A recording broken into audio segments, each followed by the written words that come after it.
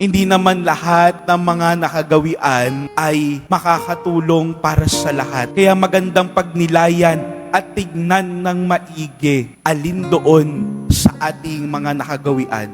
Hindi lamang dahil nakasanayan na natin, pero alam natin yung mas malalim na kahulugan kung bakit natin ginagawa ang mga bagay na ginagawa natin. Halimbawa na lang, yung pagtaas natin lagi ng kamay, may malalim na kahulugan. Pagsuko sa Diyos, pagbibigay puri, pagpapasalamat sa Panginoon, magandang panatilihin at isabuhay. Mga nakagawian, mga tradisyon na magandang ipagpatuloy sapagkat sa bawat pagtaas natin ng kamay, pinapaalalahanan tayo ng Panginoon. Isinusuko natin ang sarili sa Panginoon. Panginoon, maraming salamat. Ikaw ang aming hari. Ikaw ang aming Diyos. Mahal na mahal ka namin. Kaya mga minamahal na kapatid, sa pagpapatuloy ng ating pagdiriwang, hilingin natin ang grasya mula sa Diyos nang sa gayon magkaroon ng kalinawan sa ating mga bawat kilos, sa ating mga araw-araw na mga gawain, at mas lalong paalabin at mas lalo tayong maging